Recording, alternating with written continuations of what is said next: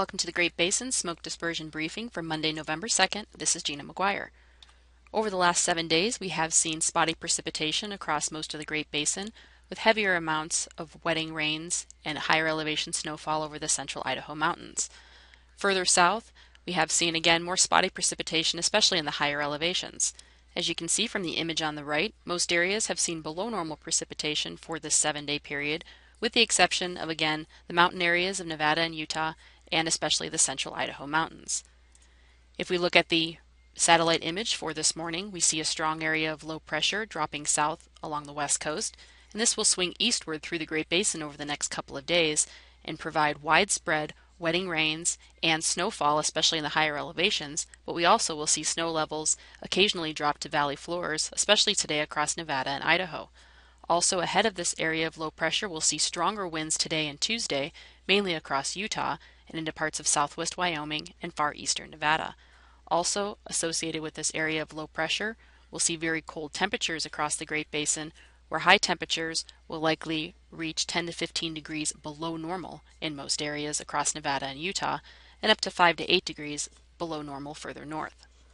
Now as we look at ventilation index across the Great Basin, which is a combination of transport winds in the horizontal and mixing height in the vertical. On this index, you'll notice that the areas of white over the southern and eastern portions of the Great Basin are showing a very high ventilation index, providing good ventilation, which is mainly attributed to the strong winds we're seeing out ahead of this area of low pressure. Further north and west, where we'll likely see more precipitation today, and lower mixing heights, we're also seeing lighter winds and generally a lower ventilation index. If we break this into its components, today the very strong winds again are over the southern half of Nevada into Utah, and this is evident on the transport wind map, with lighter winds further north and west. Also, mixing heights are quite a bit higher over the eastern half of the Great Basin, and much lower where we're seeing much cooler temperatures and rainfall and lighter winds over western and northern Nevada into Idaho. If we look at Tuesday, this area of low pressure moves further east over central portions of the Great Basin, with that wetting rain and snowfall moving now eastward across much of the eastern half of the Great Basin. Also, the ventilation index improves with good ventilation in most areas, with the exception of parts of southeast Idaho and the mountainous areas of northern Utah into Nevada. Again, looking at the individual components, transport winds, you can see the winds are increasing really across the Great Basin, with the strongest southwest winds now over eastern Utah. However, as this area of low pressure moves east, the wind flow switches to the northwest over Idaho and western Nevada, and also winds will be increasing on the backside of that area of low pressure. Looking at mixing heights, the highest mixing heights are with those stronger southwest winds over the eastern half of Utah, with much lower mixing heights as we go further north into Idaho and Nevada.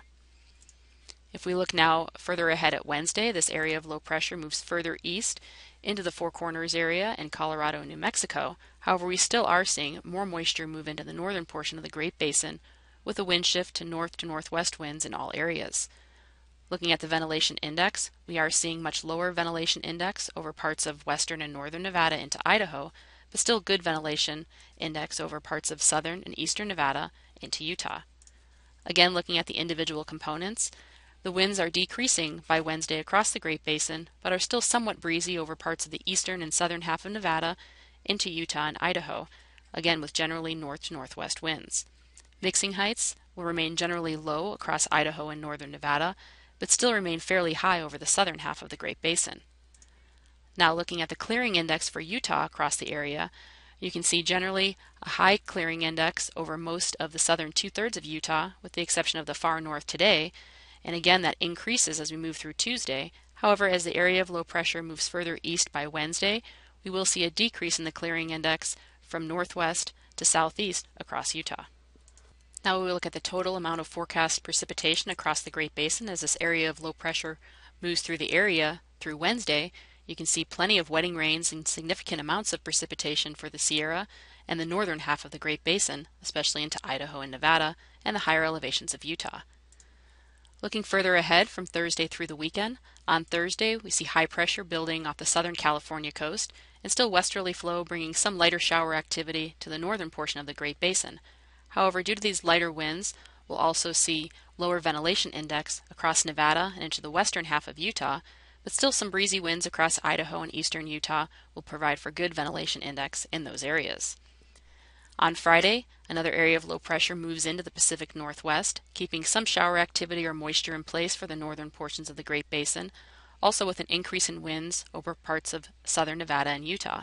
And this will again keep higher ventilation across the southern portion of the Great Basin, but with the moisture and the weaker winds across the northern areas, we'll see generally lower ventilation index for those regions. As we move into the weekend, we're seeing generally poor ventilation in all areas as low pressure drops further south. This will bring a return for some shower activity later on Saturday through Sunday, especially for the northern half of the Great Basin along with lighter winds. This pattern continues into Sunday with more widespread areas of showers across many areas of the Great Basin and poor ventilation across Nevada and Utah, but some better ventilation across parts of Idaho. If we look at the total amounts of forecast precipitation from Thursday through Saturday, you can see generally lighter shower activity across Idaho into western Wyoming. However, we'll likely see precipitation push further south as we move later in the weekend into early next week. Looking at the 8 to 14 day outlook, which takes us into the middle of November, we'll continue to see these below normal temperatures and also some above normal precipitation for the northern portion of the Great Basin and into far northern Nevada and Utah. That concludes the briefing for today. This briefing will be updated on Wednesday and again is issued every Monday and Wednesday through the off season. If you have any questions, feel free to contact us. Thank you for listening.